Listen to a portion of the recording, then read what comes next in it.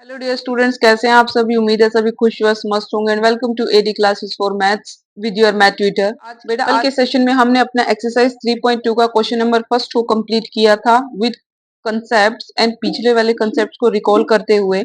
Previous lectures में हमने इस एक्सरसाइज और इस चैप्टर के इंट्रोडक्शन को भी अच्छे से डील किया है विद डीपली डिटेल के साथ। आज के सेशन में हम करने वाले हैं अपना क्वेश्चन नंबर 2। देखो इस क्वेश्चन में क्या कहा है, उसने स्टेटमेंट आपकी स्क्रीन पर है। On comparing the ratio a1 by a2 b1 by b2 c1 by c2, आपको रेशियोज को कंपेयर करना है। Find out whether the lines representing the following pair of linear equations intersect at a point, वो parallel हैं या coincident lines हैं। देखो बेटा, सबसे पहले हम अपना प्रीवियस थोड़ा सा कंसेप्ट डील करते हैं कि आपके पास इंटरसेक्टिंग लाइंस कौन सी होती हैं। Intersecting lines, parallel lines and coincident lines. जो सबसे पहले आपके पास इंटरसेक्टिंग लाइंस के लिए आपके पास क्या कंडीशन चेक करनी होती है आप लोगों को। आपकी जनरल इक्वेशन होती है a1x plus b1y plus c is equal to 0, a2x plus b2y plus c2 is equal to 0। तो आपके पास इंटरसेक्टिंग लाइंस के लिए कंडीशन चेक करनी होती है कि a1 by a2 not equals to होना चाहिए b1 बाय b2। इक्वल हो सकता है, नेक्स्ट नहीं हो सकता, आपको मैटर नहीं करता। आपको सिर्फ a1 और a2 का जहां अगर यहाँ नॉट इक्वल्स टू आ गया तो इंटरसेक्टिंग लाइंस होती है। इंटरसेक्टिंग लाइंस का मतलब क्या होता है कि जो दो आपके पास लाइंस होती हैं, लीनियर लाइंस, वो आपके पास क्या होती है, किसी एक यूनिक पॉइंट पर कट करनी चाहिए। इसी तरह से जब आप पैरेलल लाइंस के लिए डील करते हैं बेटा, देखो पैरेलल लाइंस में क्या होता है, आपके पास a1 by a2 is equal to b1 by b2 not equals to c1 by c2 होता है। मींस इसमें जो लाइंस होती हैं वो आपस में कैसे चलती हैं, पैरेलल चलती हैं, कोई किसी को कट नहीं करती हैं। ये लाइन L1 और ये लाइन L2। थर्ड आता है आपके पास कोइंसिडेंट लाइंस। कोइंसिडेंट लाइंस के अंदर क्या कंसेप्ट होता है कि a1 by a2 is equal to b1 by b2 is equal to c1 by c2। हमारे पास जो लाइंस होती हैं, इनके जो पॉइंट्स होते हैं वो आपस में मर्ज कर जाते हैं, यानी कि लाइन L1 के पॉइंट्स और लाइन L2 के जो कोऑर्डिनेट्स पॉइंट्स होते हैं वो एक दूसरे पर ही लाई करते हैं। इसी तरह से ये देखो कि अब हमारे पास आता है अपनी इक्वेशन में, उसने हमें यही चेक करने के लिए बोला है कि आप रेशियोज के थ्रू ये चेक करके बताइए कि हमारे पास इंटरसेक्ट करते हैं वो पैरेलल लाइंस बनती हैं या वो कोइंसिडेंट लाइंस बनती हैं। तो सबसे पहले हम क्या करेंगे, कंपेयर करते हैं अपनी इक्वेशंस को जनरल इक्वेशन से। ऑन कंपेयरिंग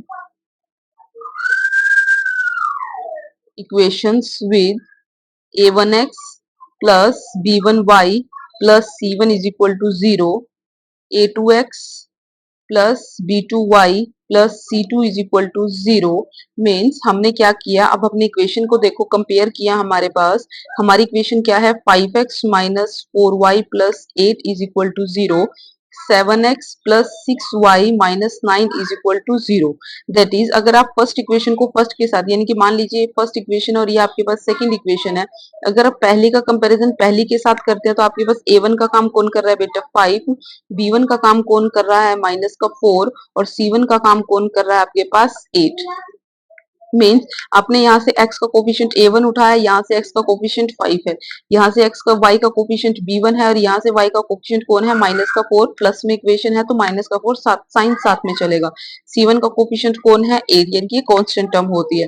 इसी तरह से अगर आप सेकंड इक्वेशन को करोगे तो यहाँ पे a2 का काम कौन का, यहाँ x का कोफिशिएंट a2 है, यहाँ x का कोफिशिएंट कौन है, 7, कंपेयर किया है। सिमिलरली b2, यहाँ y का कोफिशिएंट कौन है बेटा आपके पास 6, और इसी तरह से C2 यानी कि का कोफिशिएंट कौन है, माइनस का 9। अब हमने रेशो देखनी है तो रेशो देखो a1 बाय a2, हमारा a1 कितना है 5 और a2 कितना है बेटा 7।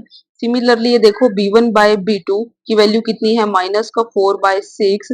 सिमिलरली c1 बाय c2 की वैल्यू कितनी दी है, 8 बाय माइनस का 9। तो अब यहाँ पे देखो क्या a1 by a2 is equal to 5 by 7 is equal to minus 4 by 6 is equal to b1 by b2। क्या ये दोनों वैल्यूज 5 बाय 7 4 बाय 6 के इक्वल है, नहीं है, तो ये नॉट इक्वल्स टू है। हम यहाँ पे लिख सकते हैं since a1 by a2 not equals to b1 by b2, therefore क्या हो जाएगा, द लाइंस। अब हमने कंडीशन पढ़ी थी कि अगर a1 by a2 not equals to b1 by b2 होता है तो ये क्या करते हैं, इंटरसेक्टिंग लाइंस होती हैं। The lines are intersecting at a unique point. Unique point पे क्या करते हैं, इंटरसेक्ट करते हैं। ये हमारे पास हो गया, यही हमने बताना था। सिमिलरली नेक्स्ट क्वेश्चन की स्टेटमेंट देखो, आपको क्या कहा है नेक्स्ट क्वेश्चन में, 9x plus 3y plus 12 is equal to 0, 18x plus 6y plus 24 is equal to 0। इसे को भी सिमिलरली कंपेयर करेंगे। On comparing with general equation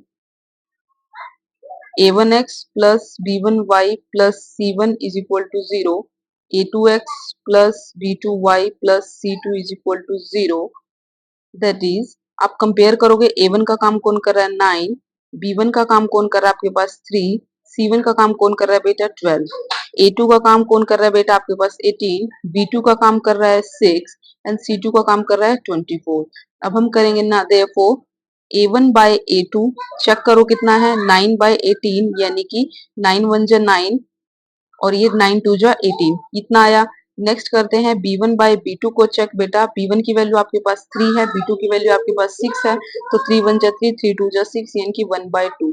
similarly हम चेक करते हैं c1 बाय c2। c1 की वैल्यू बेटा आपके पास 12 है, c2 की वैल्यू 24 है, 12 1 जा 12 12 2 जा 24 यानी कि ये 1 बाय 2। यहाँ पे भी काट लो 9 1 जा 2 9 2 जा 18 9 1 जा 9, तो यहाँ से हो जाएगा। अब ये देखो सभी की इक्वेशंस आपके पास क्या आती हैं 1 by 2। This implies a1 by a2 is equal to b1 by b2 is equal to c1 by c2। सभी की वैल्यू क्या है 1 बाय 2। अब ये सारे इक्वल है तो हम क्या कहेंगे therefore the lines representing the coincident lines, coincident lines को रिप्रेजेंट कर रहे हैं। ठीक है, क्वेश्चन यहाँ पे आपके पास सेकंड पार्ट भी कंप्लीट होता है। सिमिलरली आप थर्ड पार्ट के भी कंपैरिजन करेंगे। थर्ड पार्ट में देखो 6x minus 3y plus 10 is equal to 0, 2x minus 9 plus minus y plus 9 is equal to 0। इसके सॉल्यूशन में देखना बेटा क्या करेंगे हम, on comparing with general equation a1x plus b1y plus c1 is equal to 0, a2x plus b2y plus c2 is equal to 0। That is अगर आप first equation को फर्स्ट के साथ कंपेयर करेंगे तो a1 का काम कौन कर रहा है 6, b1 का काम कर रहा है माइनस का 3, c1 का काम कर रहा है 10। सिमिलरली a2 का काम यानी कि फर्स्ट इक्वेशन को बेटा आपने फर्स्ट के साथ कंपेयर करना है और सेकंड इक्वेशन को आपने सेकंड के साथ कंपेयर करना है। तो यहाँ पे a2 का काम कौन कर रहा है 2 यानी कि x कोफिशिएंट x के साथ देखो, y के कोफिशिएंट y के साथ और z कांस्टेंट के साथ। b2 की वैल्यू है -1 और c2 की वैल्यू है आपके पास 9।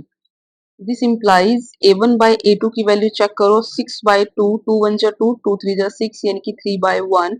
सिमिलरली b1 बाय b2 की वैल्यू चेक करोगे तो माइनस का 3 बाय माइनस का 1, माइनस से माइनस कैंसिल तो 3। इसी तरह से c1 by c2 is equal to 10 by 9। ये कैंसिल नहीं होते तो एज इट इज रहने दो। यहाँ से आपको क्या मिला कि a1 by a2 is equal to b1 by b2 is equal to 3, जो कि नहीं इक्वल है c1 बाय c2 के। जब पहले दो वाले, ये b2 है बेटा, जब पहले वाले दो इक्वल होते हैं तो हमारे पास वो कौन सा केस बनता है, this implies the lines representing the parallel lines. क्योंकि जब आपके पास तीनों इक्वल, पहले वाला इक्वल नहीं होता तो ये आपके पास इंटरसेक्टिंग बताता है। कहने का मतलब इंटरसेक्ट पहले ही काट दिया, आगे बढ़ने ही नहीं दिया, पहले इंटरसेक्ट कर दिया।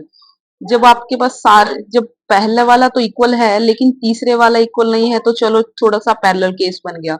लेकिन तीसरे में क्या होता है, जब सारे इक्वल हो जाते हैं तो वो तो सबसे इजी है कि सारे ही कोइंसिडेंट यानी कि सारी लाइंस आपस में क्या हो गई, मर्ज हो गई। तो यहाँ से देख सकते हैं this implies the lines representing the parallel lines. यहाँ तक हो गया है। आज के सेशन में बेटा हम अपना क्वेश्चन नंबर 2 ही कंप्लीट करेंगे। इसी के साथ पैकअप करते हैं अपने आज के सेशन का। आई होप सो सभी स्टूडेंट्स को अच्छे से समझ में आया होगा। किसी भी स्टूडेंट को कहीं किसी भी टॉपिक में डाउट हो तो कमेंट सेक्शन में कमेंट करो, लेकिन पढ़ते रहो, बढ़ते रहो, सीखते रहो with AD classes for maths. और चैनल को ज्यादा से ज्यादा लाइक शेयर एंड सब्सक्राइब करो, रिकमेंड करो विद योर क्लासमेट्स, फ्रेंड्स, दोस्तों तक जिन्हें भी नीड है। चलिए मिलते हैं कल के सेशन में आगे के क्वेश्चंस के साथ। Thank you very much, thank you for learning, keep watching with AD classes।